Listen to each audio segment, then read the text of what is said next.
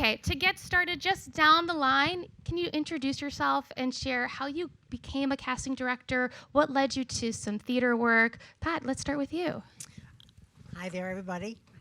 I came to New York to be a director. How many times have you heard that? You know? And at the time, I've been around here a long time. You probably know that. The number of female directors available were 5, probably, count on one hand. So I got a job at Circle in the Square when it was functioning like Lincoln Center. It was a subscription theater. And became assistant to the artistic director. And then he introduced me to Roger Sturdivant. And probably some of you older actors remember Roger. And he became my partner, and we were in business together for a while. Then he went back to commercials, and I stayed on, and here I am. I am David Caparelliotis, and I think that probably when I started thinking about casting, I didn't know what the hell it was, but probably it was when I was like 12 or 13, and I would steal my mother's Us magazine and People magazine and read all of them, and then keep lists of all of the guest stars on The Love Boat. Like lists, like journals of the guests. But then I moved to New York after college to very loosely pursue acting, as I think a lot of casting directors did. I don't know, maybe. Very loose. And then I did an internship at Manhattan Theater Club, and they asked me back on staff, and I realized that I did not have what it takes that you all have to live this life and do this, which is why I will always have mad respect for actors and get pissed if anybody makes you feel less than. Erica. Hi, I'm Erica Hart. I am originally from Washington, D.C., and I went to film school at NYU, and that's where I found casting. A friend of mine, freshman year, was very adamant on making a film outside of the curriculum, and she was very adamant on everybody having their own specific jobs. If the director directed, that's all they did. The writer only wrote. We were 18, and we did not know what we were doing at the time, so we printed out a crew sheet, and the second to last thing was casting director. And I have a dance background. I had no idea what a casting director was and what they did, but I knew the word audition. So I was like, since I know that word, I can do this job. And that's kind of been my whole career. It's like, if I can do this, that means I can do this.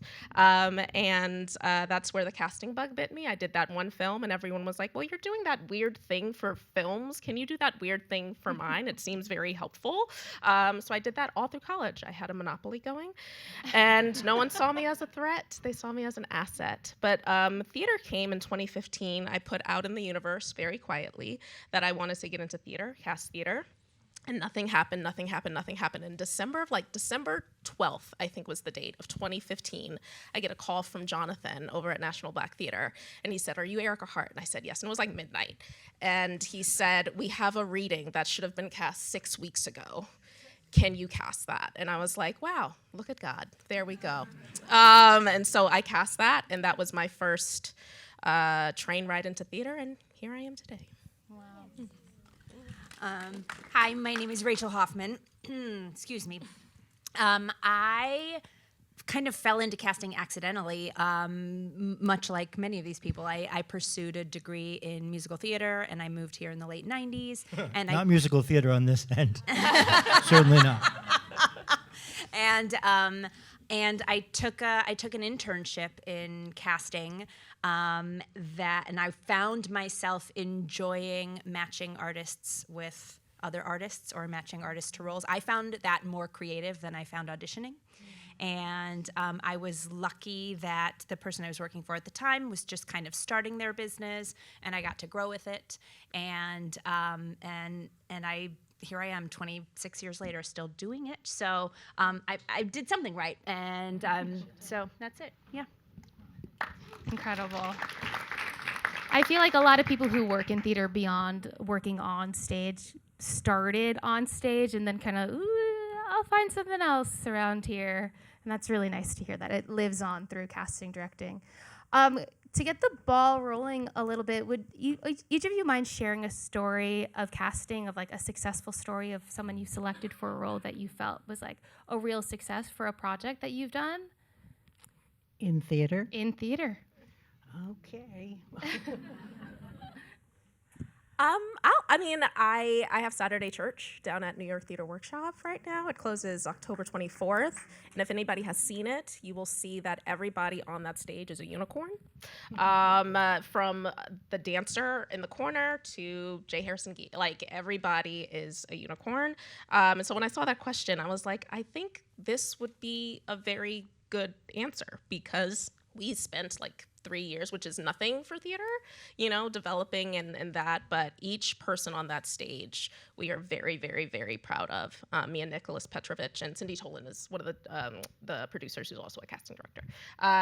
And we're just proud of everybody on that stage and behind the stage who's covering. And it's just a joy to see them blossom. I would say, this is going to sound like I'm saying this name because of who he has become, but I cast this play for Second Stage Uptown years ago at the McGinn Gazelle. It was called The Talls. And there was a role for a 15-year-old in a family of very tall people. And this young, gangly kid from LaGuardia auditioned, and his name was Timmy Chalamet. And he had hardly any lines. But you sat in the audience, and I hate when people are like, oh, and you knew then he was going to be a star.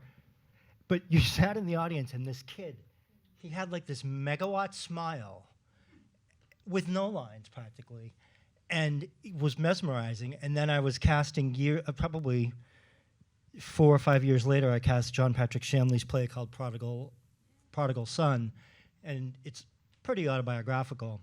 And Timmy came in, and it was truly one of the most magical 15 minutes in a room that I have ever experienced, because he's magic. He is actually the real deal, and he was fantastic, and you didn't know what he was going to do. It was vaguely unsettling. It was like, is he going to come behind the table? What's he going to do? And after the audition, because I knew him, I went to the door and went outside, and I was like, okay, I have no idea what is going to happen with this, because casting directors don't make the ultimate decision, but I have to tell you, your audition was magic. That was magic, what you just did, and I hope that you can let that be a means to its own end, regardless of what happens, because I've been doing this a long time, and that was fantastic. And on opening night, he said to me, when you said that to me outside the room, I thought you already knew that I wasn't cast, and you were just giving me a consolation prize. And I was like, oh, I feel so bad about that. But he got the offer the next day, so it wasn't too long that he had to wait. So that was my story. I have a similar story in the sense I was doing 1,000 Clowns on Broadway, and we were casting Nick, the 12-year-old, again. And we had found a wonderful little boy who you've not heard of since. But his understudy, we cast a wonderful young boy named Paul Dano, who's 12 years old. And he was there for a while, but then his mother said he had to go to a family reunion. So she pulled it. It was a Broadway show, but, he had a family reunion. So I replaced him with Jesse Eisenberg, who was also 12 years old. Yeah, we get him early, I suppose mine is a little more like Erica, where kind of a magical group of people come together, and the one that sort of sticks out is casting the musical Bring It On, which I know sounds silly and insane, but from the creative team, kind of it was Lin-Manuel before Hamilton, and Andy Blankenbuehler before Hamilton, and Tom Kitt and Amanda Green and Jeff Whitty writing the book, and it was just kind of a fun group to be with. But then we cast young people. We cast a lot of 18, 19, 20-year-olds, including Ariana DeBose and Taylor Louderman and Jason Gauthier, and a number of people in that cast who didn't have their equity cards yet. They were just kind of babies, and it was a team who was willing to take a chance on that. Andy Blankenbuehler and I got to go to college cheerleading nationals in Orlando, Florida every year to find anyway. So that was sort of, it's just sometimes that magical group of people comes together that you're oh, I'm going to remember this one. And that's sort of one of them for me. When you're approaching putting out a breakdown, how much are you doing that independently? You're working with the writer, the director. what is the process of actually getting that breakdown online for actors to audition for? Well, you have to work it through the director and the producers. They have to approve what you. Sometimes we write them and we send them back. I had one today that we're going to do for a play, but other times they come in and they're very specific. So it really is the relationship. Every time you meet with the people, it changes the relationship. And sometimes you're really tight with them and you're on the same page and you can do it. And other times they don't want to hear from you. You're just a process, right? Or is that just me? I don't know. No, some writers actually, on the character page have done our jobs for us, and they've written fantastic. Like David Lindsay Abair writes fantastic breakdowns for his characters. So oftentimes it's just like, okay, slap our name on that and send it on out. But other times you do talk to the writer, if the writer is living, and the director to come up with operative words, descriptions, things like that don't seem pejorative, but seem like there's room for a lot of different kinds of submissions from agents. The hard part, and I'm sure you all know, you experienced this, I don't know about you all, but like 20 years ago, I don't remember actors getting the breakdowns as much as they do now. Like they were more for the agents. And I know now, not just now, but for quite a while, actors are getting the breakdowns themselves, which I am glad about because those actors then know to pursue that opportunity if they are not represented. I think they have friends who are agents. Oh, totally. There's some underground thing. You all know, yeah. Somehow they get them. But the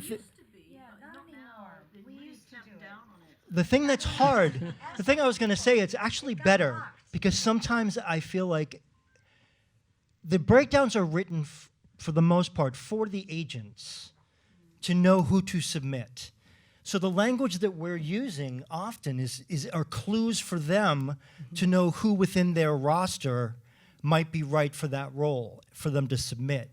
When that breakdown goes into an actor's hands, it's very easy then for the actor to come in and play the breakdown, right? Because they think that's the right way or that is what it is that we are looking for. And why wouldn't you think that? It's understandable. But the breakdown is not fixed. It's not written in stone. It's... I have nothing else to say on that. I always say the breakdown is good for 5 seconds because I feel like, my foundation is TV, and that's a whole different panel. But I just feel like casting, auditioning is the first time, especially for a new play or even a revival done in a different way. It's the first time that these creatives are seeing their words or their production on its feet in an unbiased way. And so they might see the thing that they wrote in the breakdown and be like, oh, actually, this 20-year-old should actually be 50.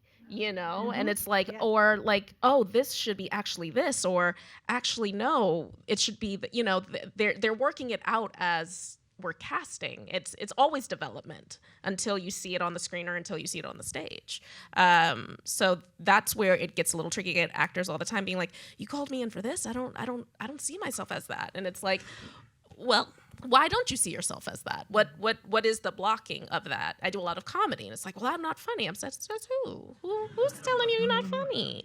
And you don't know what this is, right? Like, is it funny, haha, like Three's Company, or is it funny, haha, like The Bear? Like, we don't know where we are in Three's that. Company I don't know where that came from. From the vault of the 70s. My makeup artist was singing the theme song of Good Times today, and I was like, I don't know where that came from. But yeah, the Three's Company. So I don't know. Do you ever give pushback, like bringing that 50-year-old for the 20-year-old part, like to the writers while you're looking at the breakdown of like in your understanding of the role? I think it's what Pat was saying. It kind of depends on who we're collaborating with. I think we all know people who are very open to bringing in different things than what they wrote, and then we know people who want to be the king, queen, monarch of the castle and don't want to collaborate and see us, like Pat said, as process. But then sometimes I even get a little, whatever, and just put them in there and make them see it. Well, there's been times I've been told, I remember I was working on a production of Hamlet. Hamlet has to be young. Hamlet has to be young. He should be in his teens. I said, well, he's in college. I mean, he's usually like 20. Yeah, get me Hugh Dancy. And I went, you think he's in his teens, Hugh Dancy? He's 42.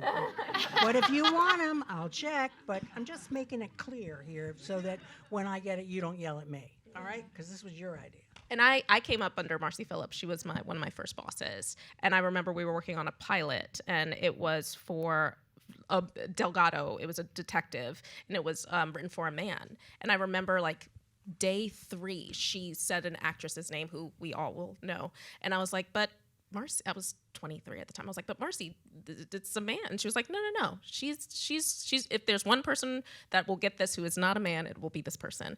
And she didn't book it. But the way she walked into the room, I was like, oh, now I see we can play. You know, like this is an infinite amount of possibility now, you know?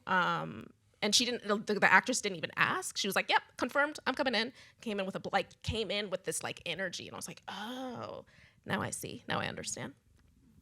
I'm going to toss this to you because I know that you have something to say, but I just wanted to say one thing about breakdowns. When an actor sees the adjectives that are on the breakdown, I think it's very easy to assume that there is a universal definition for whatever that adjective is, right? This character is insecure. This character is strident. This character is whatever. And I think for an actor, it can be, you can receive that as there's one way to be strident. There's one way to be insecure. I've got to show that I'm insecure. It's how do you embody insecurity? What does insecurity look like on you? What does stridency look like on you, right? So bringing the adjective to you so you're not playing at an idea of something, if that makes sense, right? And so I think looking at a breakdown prescriptively does not help you. Yeah. My favorite word is beautiful. Oh, she must be beautiful. Well, what does that mean exactly? It means something different to every person. No, these are all the great answers to this. Sometimes you just have to like trust us and go for it, even if it feels like it's maybe not in your wheelhouse, or show up and do it and make a choice and bring yourself to it, like Dave said. And you never know. I feel like people's minds are more.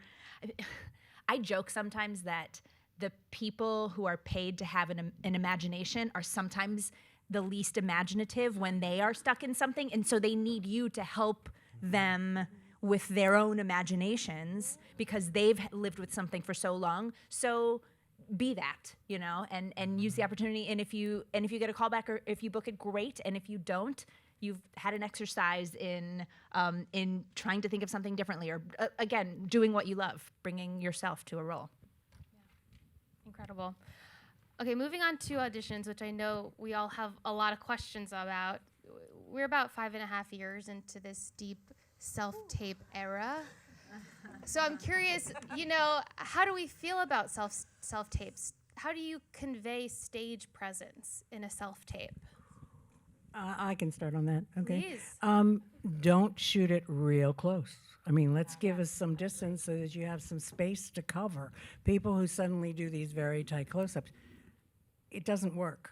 I mean, you might be a very interesting actor, but we're never going to be able to judge if you can do the main stage at the Guthrie, which, in case you've never been there, is just like the main stage at Lincoln Center.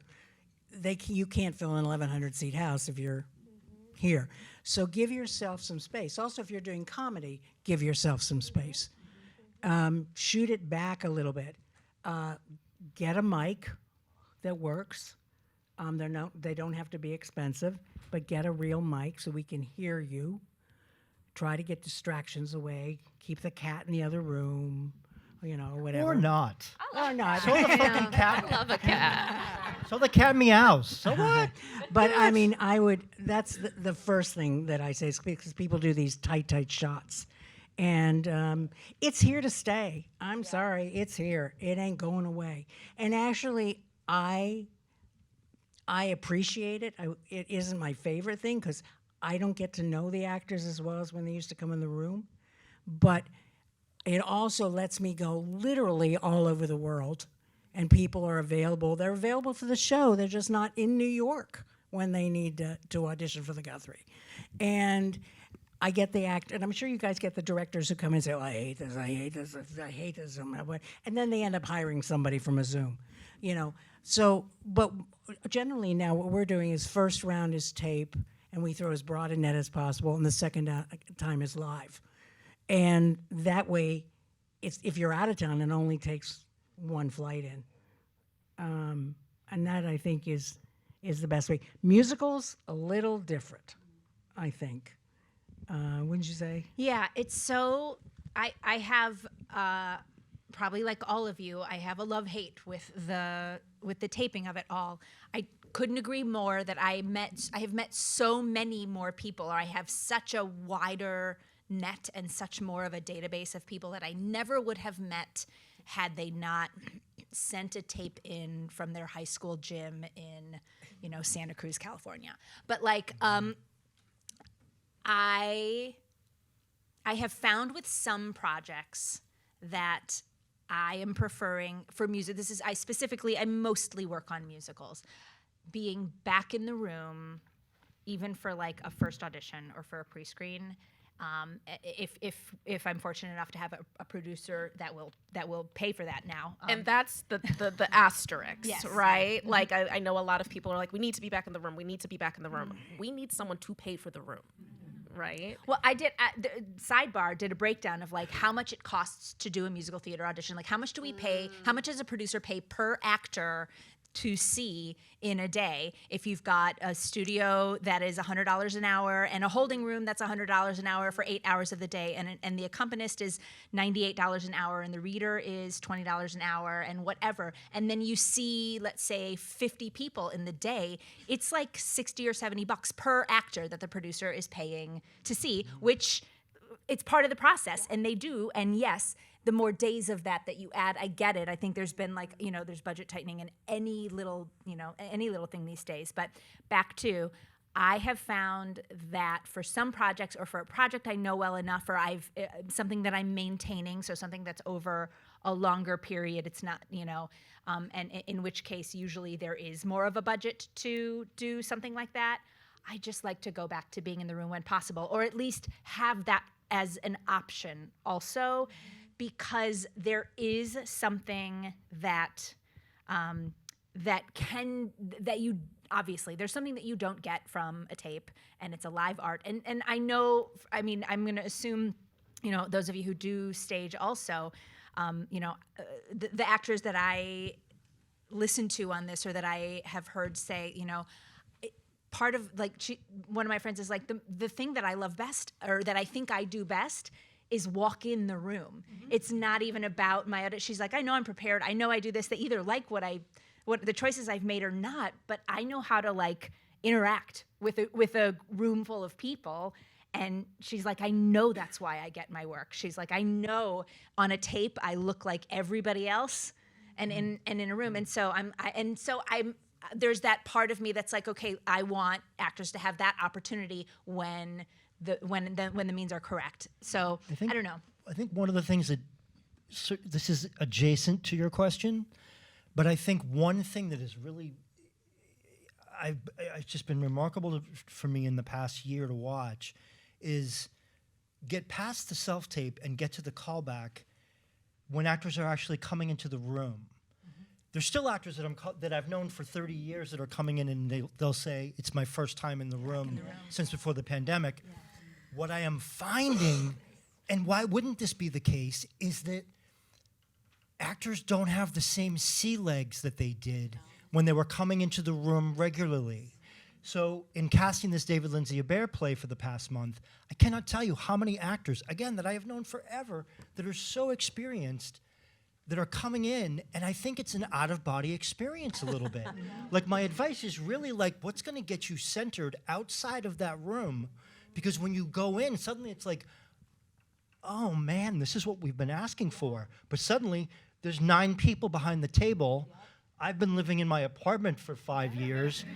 I'm out of my body, and I can't tell you how many actors started the scene and then got maybe a quarter or a third of the way through and said, I am so sorry, can I start again?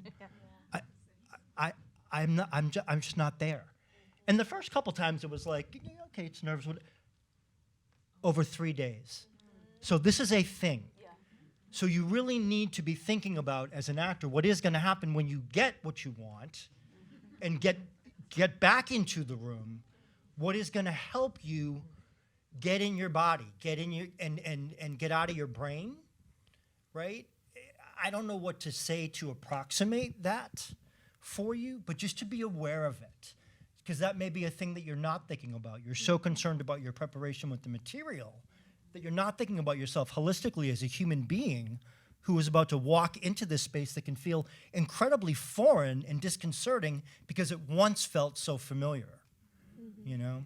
And what I will also say is what I've been trying to tell people, and it's not as articulate as I want it to be, to your question about the difference between like a TV film audition versus theater, if you can, do your self-tape. And if you have someone who understands this question, not necessarily your mom, but unless you signed an NDA, then don't do this. But if it's a revival or whatever it may be, do your tape, send it to a friend, or have someone that you live with watch it and ask them, is this for a film, is this for a television show, or is this for a play or musical? And see what they say, right? Because I think there is something as simple as back up, zoom out, right? Because film and TV evoke an intimacy, and I don't mean like, I mean just like closeness, right? There's a closeness to that medium. And again, someone who would understand that nuance of that question, you know, because someone would say like, oh, well, it's a TV audition because it's being filmed, right? But someone who knows that nuance to that question. And something that I've been saying, again, I don't know if this necessarily helps the walking into a room and having everything fly away, but what I've been trying to tell people is emulate that walking in. And it could be as simple as have your self-tape set up, you know, if you have lights, if you have a back, whatever it may be you have, go away, do something, maybe make some lunch, maybe whatever it may be. Maybe it be 20 minutes.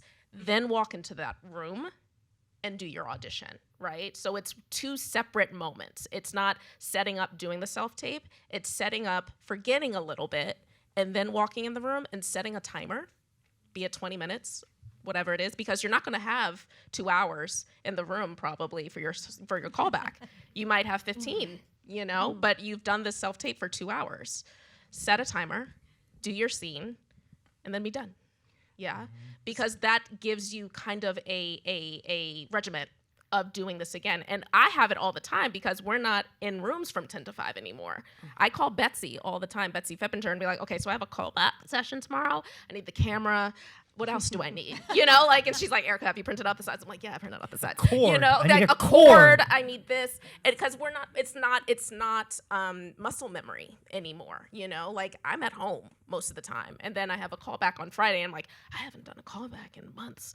Okay, I have to get ready. I have to get ready to be in space with creatives and you know, do that. So it's all of us, I think. Just adding on exactly that, I have a close person to me who teaches how to do this, and he says never do a self-tape more than 3 times.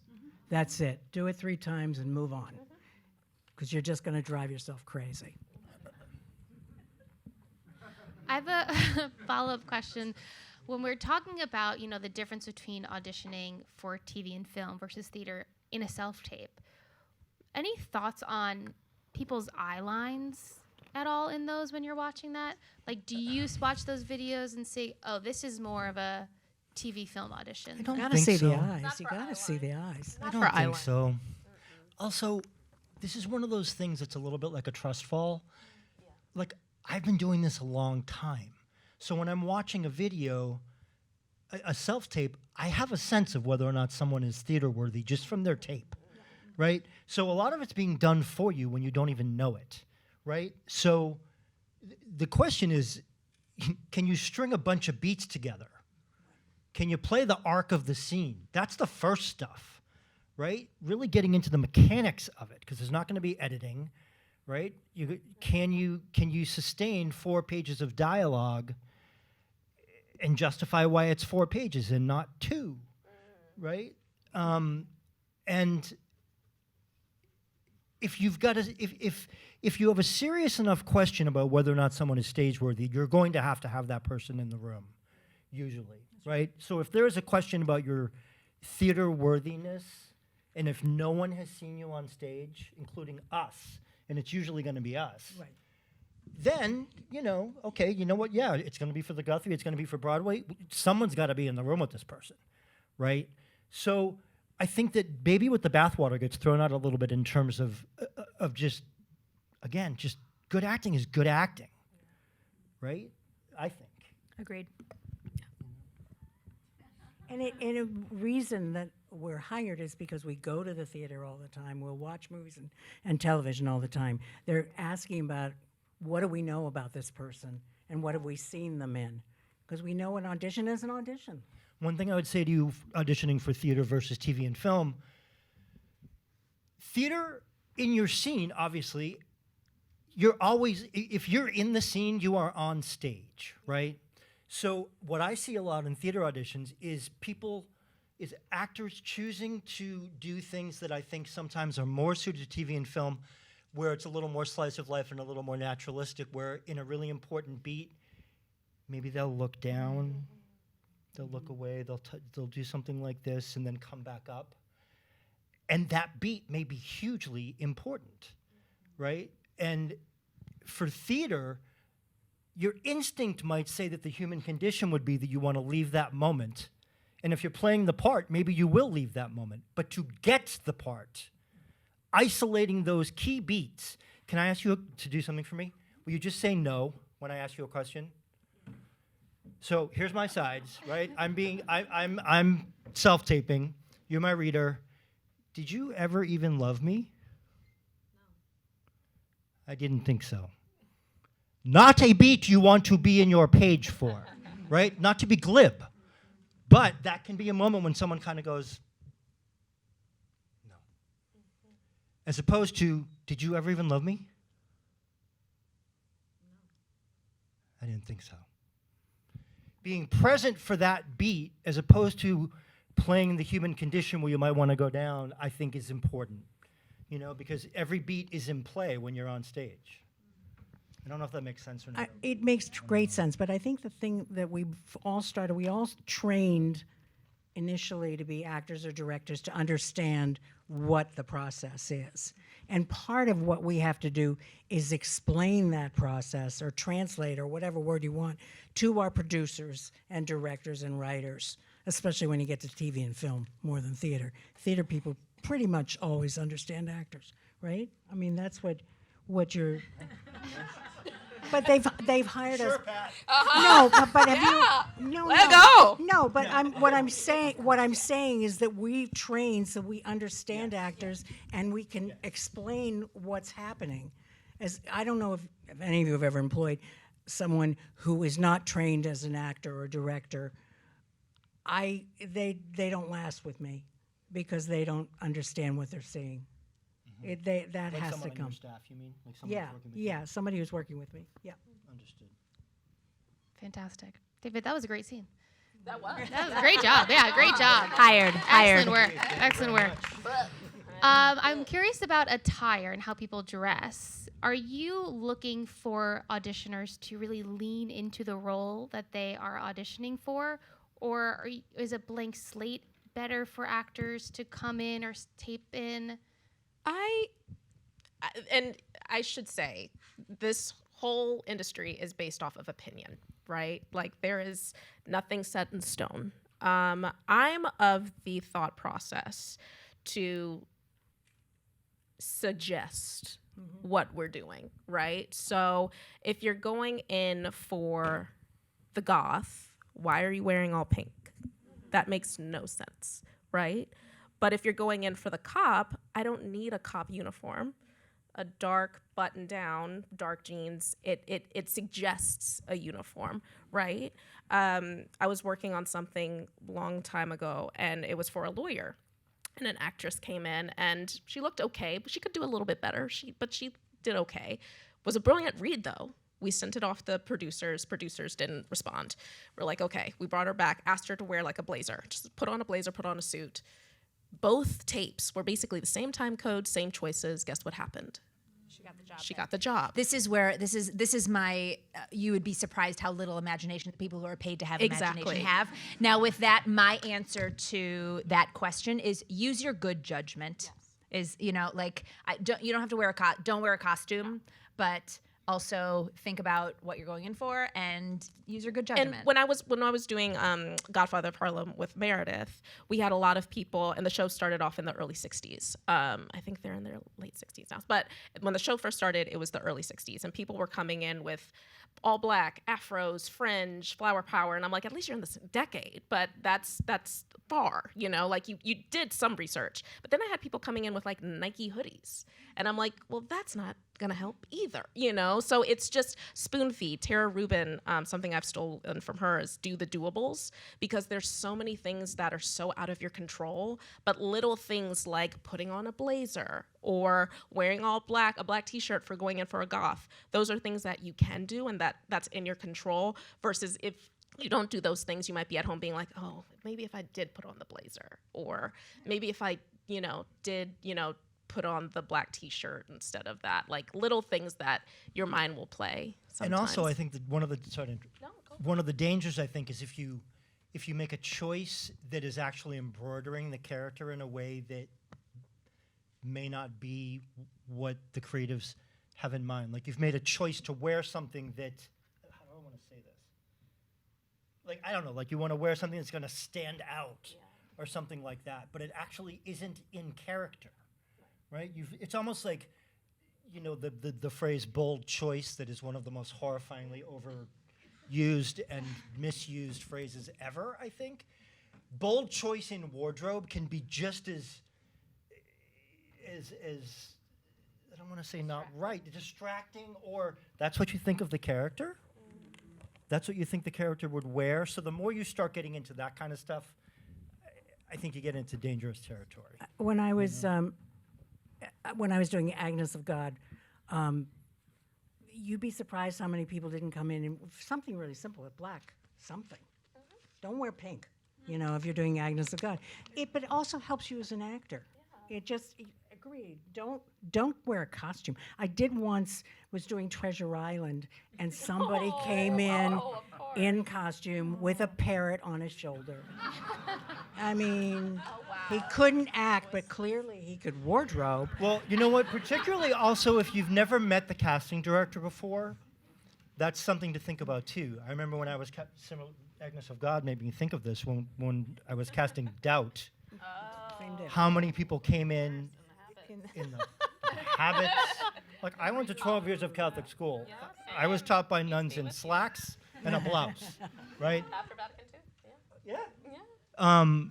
So for other jobs, I've got this image of you in like this frock, right? So maybe not wear the frock. Don't wear the cassock and the surplice. Don't wear all that stuff. You know what I mean? I think what Dave said a second ago, though, I think you can always go back to serve the character. Go back, like, what is the, you can do time period, whatever, but like make your choices based on what the character might wear, might do. And don't overthink it. No, don't overthink it. Don't overthink it. If you're a good actor, you're gonna get. If we knew, like you said, there's so many stories. Like Erica just said, it's like if we know that our team is gonna change. If you put the blazer on, they're gonna hire you. And that exists. We will tell you. We need you to wear the blazer because we need you to get the job. Like we used to share office space. Like there was a blazer and a tie and some things that made the rounds. Because actors didn't bring them in themselves, and we were like, oh, this might be a good thing to help somebody. Here's a tie. This might help. That was so helpful. Thank you. As a musical theater person myself, not an actor, just a fan, there's always the thing of like the auditioners do not sing list. Is it true? Anything to add to the list? I would love to field this question. Yes. Yeah, it's for you, Rachel. Yeah. It's for you. No. I have my own opinions about what does and does not make a good audition song. Not a good song, but a good audition song. I sure do. But when I am I don't ever share a do not sing list. I'm sure that some people have that and would love to spew things that they think that actors shouldn't sing. I think that's unfair because what if that song that I say is the song that you really do best, that shows me exactly who you are and what is special about you?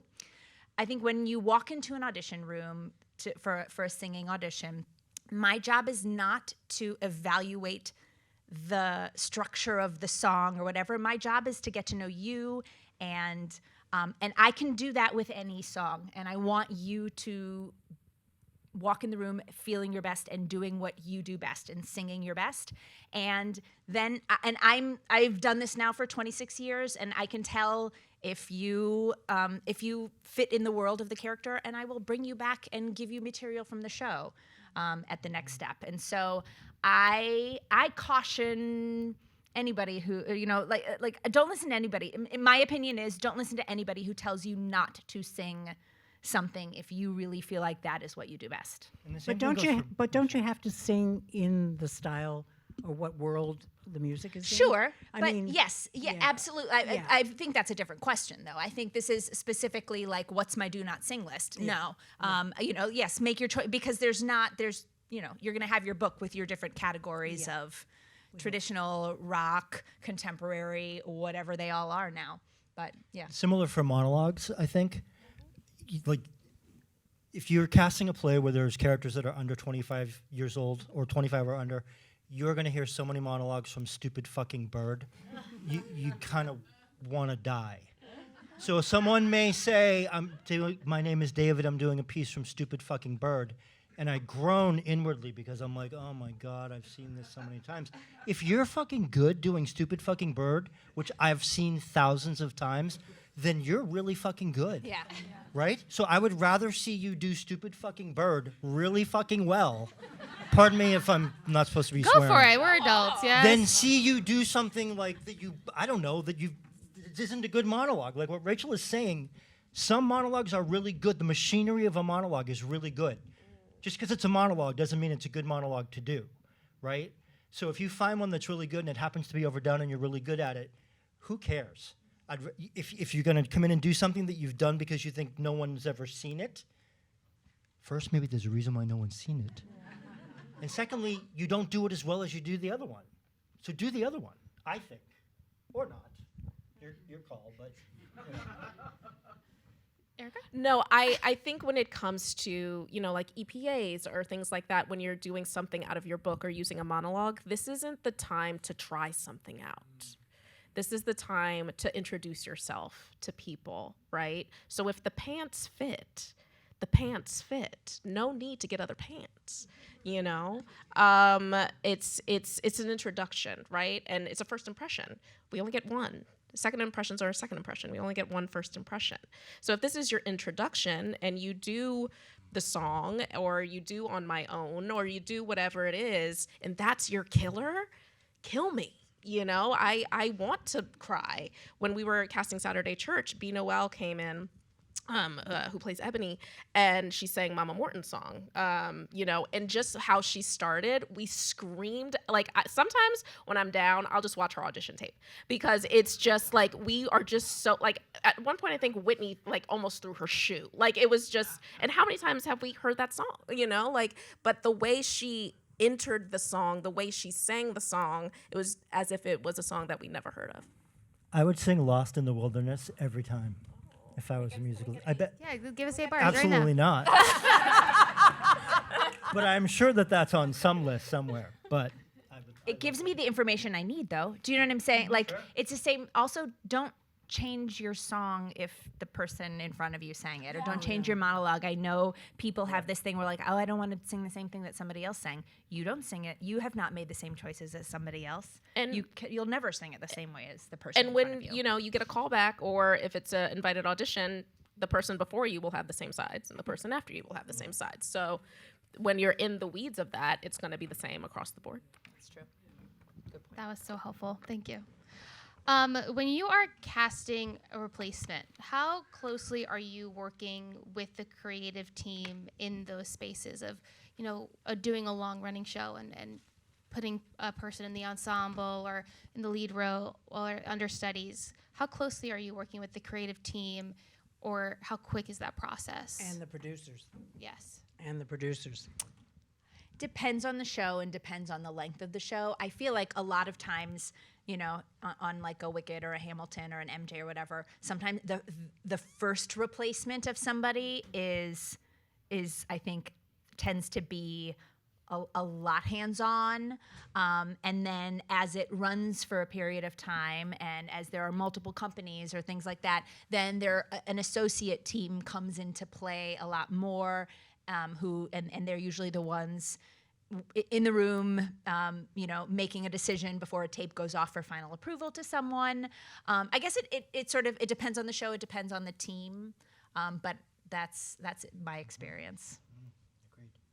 Okay, fantastic. Thank you. Working with agents, can you tell this wonderful room of actors, like, what are qualities in a good theatrical agent? Well, I think a good agent is one who really knows their client, Down. right? No, sorry. Someone who really knows their client, and if I trust them and I trust their taste, I'll listen to them. And they might have somebody new, and that you haven't met this person, you're going to love them, and I do. There are other agents that just throw spaghetti against the wall, and you cannot, and it's not going to, unless there's something on that resume that attracts me, I'm not going to take it from that agent. The agent's a reference point, but it isn't the be-all and end-all. Not the way I think actors think they Especially are. now when there's so many actors that are not represented because Yeah. their agencies went out of business or their agent retired or they got dropped. You know, self-submissions and actors reaching out directly to casting directors, I think, is much more common now than it was before. My pet peeve is, and I bet we could literally go down this panel and say, okay, name 4 agencies that literally submit 70 people for one role. Yeah. And I have fired off so many fiery emails, particularly if I'm watching tapes at like 1 a.m, which we do. And I'm like, are you kidding me? You've sent me 70. Why would I? I'm not going to do your work for you. I'm not going to go through 70 people. It's clear you didn't look. All you did was look at the age, race, gender, which, why would you do that? You know? So agents that are discerning in their submissions, I will certainly, you know, and like you said, whose taste you jibe with or trust. Yeah. I mean, it's sort of a reason that I find occasionally that so much of the time the person who gets the role isn't somebody who was even submitted in the first place. Do you know? Because it has become a bit clinical rather than artistic. And so, I began in this business. You might be the one that came after this, but when I started, so certainly when Pat and Dave started in this business, I'm just kidding. When an agent submitted somebody, or when we sent out a breakdown, it was not online. So That was 2 years before that. 2 years before that. Okay. So there would be messengers that messengered. You know, the agent would, like, in the morning would pull all the pictured resumes and call a messenger, and the messenger would bring a manila envelope full, and you had bins, and you went through that way, and they weren't wasting, they couldn't submit 70 people for each role. They would choose 3, 4, 5, 6 and so it already was a little bit more discerning in that way. And it's changed, and I think the whole breakdown express of it and the online version of it makes it much less artistic, I guess, is the way I would put that. Oh, I meant 2 years after that, because Marcy would tell like stories about Stories of how, that, okay. and how, like, you know, you had to send your tapes down for the FedEx guy to get at 7:15, because if not, then it couldn't get to LA. And I was like, oh goodness. FedEx, yeah. And 2 days if it had to go to Europe. Yeah. At least 2 days. Incredible. Thank you. Pat, you mentioned seeing a lot of theater. I'm sure you guys see a lot of theater. I'm curious, when you see a show that you see an actor in the ensemble or in the lead role or whatever, how do you write them down in a notebook? Do you reach out to their agent? What's the process to then adding this person to your roster, to your circle, if they haven't been there already? Yes. Yeah. Writing them down. Writing them down, calling the agent, all the above, any way we can, at all. I remember when I was casting Thousand Clowns, I remember seeing Paul Giamatti, and he was 29 years old, and he came in, and I said, that is the best audition I've ever seen in my life, But and I'd seen him at a show in Lincoln Center, and you remember those people. Yeah, and that's one of those things where it's like, this is what we do, Yeah. right? So it's like you see somebody, you remember them, Yeah. in whatever That's way your we do. And then you call them in, maybe Want to meet get him. to know them as a person, what their energy is like, that sort of thing. I'm curious about that. I feel like making theater is so about energy. Do you feel like a part of the audition process is reading that person's energy, if it will mesh with the creatives, with the people you've cast already? How important is a person's energy beyond like the hello when they first walk in the room? When you were saying about someone walking into the room and booking without even saying the lines, I had the reverse happen. It was a callback for an off-Broadway show. And I knew the actress personally. And she came in, and I just asked, how are you? And she went through a laundry list of her day. Yikes. And how, her rep owed her money. She got in a fender bender. She did this and she did that. And, let's go get brunch. Like, we'll talk about that later. But but the creatives were in the room as she was walking in telling that this was her introduction. The answer when you ask that in an audition room is, I'm great, how are you? That's it. Again, we'll get brunch. But that's how she walked in. And she did her scene, which was brilliant. She walked out, and the moment she turned around, from the peripheral, I saw the director just cross out her name. And she was like, the director was like, Erica, she's brilliant. I loved her tape. She was one of the tops, and I just wanted to see what she did in the room, but I cannot have that in a rehearsal room. My job as the director is to have the morale and positivity as good as possible. And if that's how she's going to come into a room without meeting meeting the writer, meeting anybody, I don't trust that I will be able to lift that up every single time that something like that happens. It's hard because we're meeting people at a very vulnerable time, a very vulnerable situation. So I think we all would agree, you try not to take a 5-minute experience with somebody and extrapolate it into an entire being, But there is also something to be said for the fact that, remember that Peanuts character, Pigpen? Yeah. And there's like, he's always walking around with that circle of dust.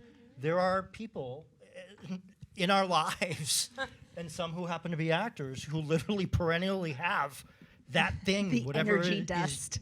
is. Yeah, the dust. That, it's like, yeah, God, I hope they leave that out there today. Yeah. Because that's, And then there, I was working on a Broadway show, and they wanted to make an offer to a certain actress who we all know, who I know for a fact is not the easiest to deal with, just because I know, and difficult is a word, but I know for a fact that this person. And I told the creative team, I was like, you do know X, Y, and Z. I just want to say, and they're like, yeah, we know. I'm like, so do you still want to put out the offer? Yes. I'm like, okay, that's okay. Whatever you want. So some directors are like, I can't deal with the energy dust. And then there's some actors who are just like, I'll just deal with it. And I'm like, okay. Yeah. LTS. And just remember that your last job could be the reference for your next job. And Or that's, your current It will job. be. that's what I think one of the biggest things when people are like, because I'm a baby, period, but I'm a baby when it comes to theater. That's the one thing that I think is true with theater that is not necessarily 100% true with film and TV, just because TV specifically is so fast. But with theater, I have never been, in the past, 10 years that I've been doing theater, I have never been in a final callback stage or even a callback stage where the director and or writer doesn't say, oh, I'm going to call about so-and-so. Even if they're great, even if they're a joy to be in the room, there is always at least one actor rare that the director or writer says, oh, they worked on so-and-so at the Guthrie, or they worked on so-and-so, here, or they worked, oh, that's my best friend. I love that director. I'm gonna call them to double check, always, without fail. That does not happen because it's so fast with television for the most part. Guys, it's a different beast to do 8 shows a week or to sign a contract for a year to live in a space together and be in a space together. And so I think that that's absolutely true. And I would say it's true for most actors, especially, in a new piece, or especially a young actor, And I will say, bad behavior is like bad behavior. Yeah. Right? Like, we as people, we as human beings, we're complicated. Mm-hmm. I am generally a somewhat nice human being. I have my days where I'm like, no one come near me. I'm a beast. You don't want to be in my orbit today. Don't come near me. If I was like that every day, then somebody should be saying to somebody, oh, just know if you hire Dave Kapp, he's going to be a dick all the time, right? So it's not saying that everybody's just got to be like this kind of thing, because actors are, everyone sitting in this room right now has in common, if you all are actors, you are arrogant, in essence, necessarily arrogant, right? There is an arrogance that is there that says, you know what? I have something to offer. I should get paid to do this thing. As a matter of fact, you should pay to watch me get paid to do this thing. That is arrogant, and that is necessary, right? And that's what you kind of want an actor to walk in the room with, not a inflated ego, but a sense of, you know what, I deserve to be in this room. But conversely, because you're human beings and you're artists, that also comes sometimes with insecurity and how that insecurity might manifest itself, and it might be, is it neurotic, is it whatever? People are complicated, so it's not like we're saying, just be a nice human. No. But it's, so that's what I mean by bad behavior is you got to kind of make an effort to have a reputation of bad behavior. And I think also, I'm sure we all have had this. If you have somebody on the road, or I'm sending somebody out of town, what are they going to be like in Minneapolis? What is it going to be like, as opposed to they can go home every night and whatever. And the other thing you were talking about, the actress talking to you, and I teach a lot in universities, and I constantly trying to explain this is a business, and agents and managers are not your therapists, and directors are not your therapists. It's a business, and remember that you're, these are people that are going to be employing you. So that's not your therapist. Fantastic. Just a few more questions, and then that'll be it for the night. I'm curious about headshots. It does feel like for theater compared to TV and film, headshots are so important. What are some do's? What are some don'ts? What are some things to note for actors when it comes to headshots? One thing really is very important is you all have to remember now, unlike when Breakdown sent us those 8x10s every morning, we had a pile us at our door. It's a lot of it's on Breakdown, and it's going to be postage stamp size. So what's it look like in that little frame? That's really important. That's a good one. Please look like your picture is sort of my, because I am making decisions based on that a lot of the time, and so that's I guess my biggest one. Have a couple pictures, different ways that you think you can be. Is there a difference to you between horizontal and vertical? No. No. If we're there, we've lost the plot. Like Fair enough. I get a lot Fair of questions of like, should I do the front camera or the back camera? Like we've lost. I get why you're asking that question, because there's so few things that an actor does have control over, and this is one of them. So I get that. For me, it's like I feel like you could put the same 8 headshots in front of all of us, and who we may gravitate to depends on who each one of us is. As long if it's a professional picture, the rest of it is, I don't know, who grabbed me, who pulls me, and who knows why that is. Yeah. I don't often know. That's a better picture, but I'm drawn here. So Totally. It should look like you and feel like you. It should have the energy you have. It doesn't have to be the top model shot. eyes are important. Ah.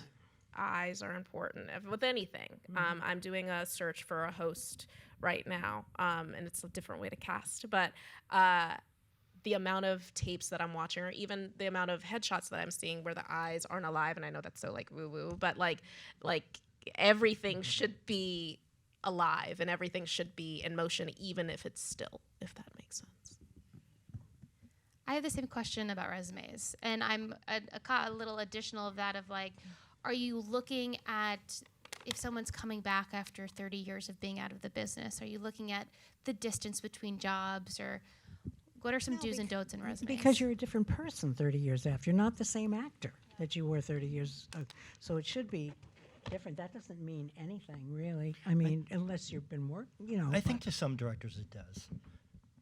Do you? I do.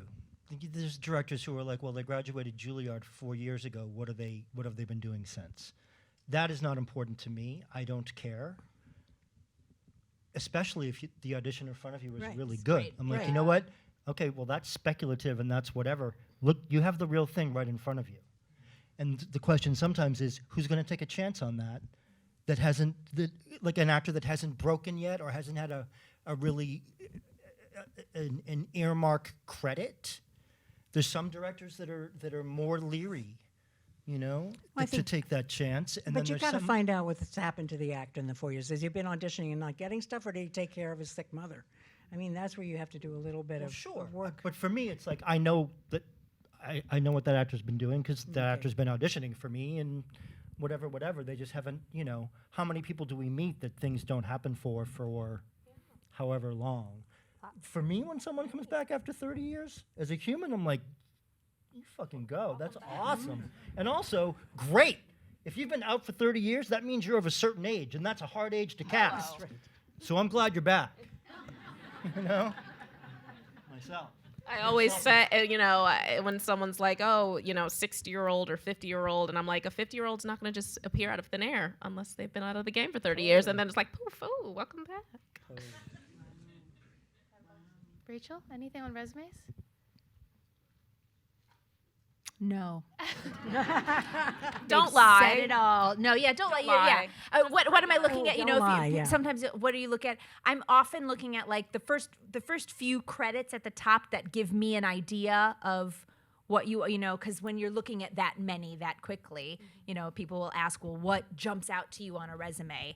I'm usually looking like that gives me usually an idea of you know, where you fit potentially. And then sometimes, especially for musicals, it's as simple as like, I need a dancer who's gonna who's gonna be the soprano, and so I'm then going to like voice types, just soprano, great, you know, tenor. If I need a high tenor, if it says baritone on your resume, that means you're probably not gonna sing this part. You know, it's those kind of things that are more informative to me when I'm going through a resume. And what with the special skills of it all, that's my favorite thing about a resume, because that tells me a lot about you. It's like, oh, you are a dancer, you fence, and you're fluent in Farsi. I'm like, who is this person? Go off. But with the don't lie situation, don't lie. Because if you say that you have danced for 14 years and then you put on some point shoes for ballet, you've done ballet for 14 years and put on your point shoes and your ankles are interesting to me, I'm like, what's happening here? You know? That's why I like beginner, intermediate, advanced versus years, because you could be dancing for 3 years and be a prodigy, right? And sometimes I just need someone who knows how to count to 8. Sometimes I just need to step touch. We're good, like that's good for me. And then sometimes I do need someone who can do a triple pirouette without even thinking about it. But I think just, with languages, if you took Spanish in 10th grade, you're not fluent in Spanish, right? So that's okay. But when you enter a room and we're expecting certain things, I just don't want someone to knock because you put something on your resume that is true, but actually isn't true. Also, if you're not represented, like with Actors Access, the algorithm now is hugely helpful for special skills, for things that we're looking for that are, be it languages, be it like casting Susan Laurie Parks as, I think it was fucking A or something, and all the actors, like, I don't know how, I don't know how you do what you do. Anytime singing is involved for me, it is the most nerve-wracking casting ever. This needed to be like the actor can act and play the clarinet because they're the band. So clarinet comes up, awesome. So the Actors Access algorithm now is hugely on your side in terms of what comes up when we do a search.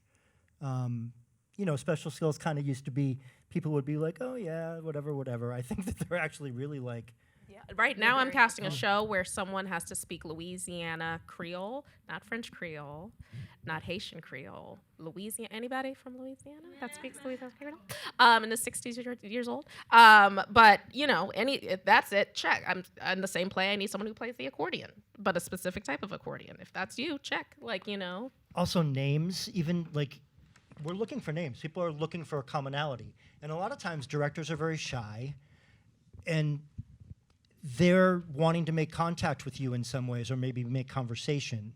And so maybe you worked with somebody literally 30 years ago that they may know if you've been doing it that long, or that we may know, or something like that. So that kind of thing is, you know, people that I worked with in college that are still in the game doing it, that's a great thing. If I see a name, then I'm like, oh, it's a point of commonality. And I think a lot of actors are not putting the names of people because they're like, well, this name doesn't mean anything.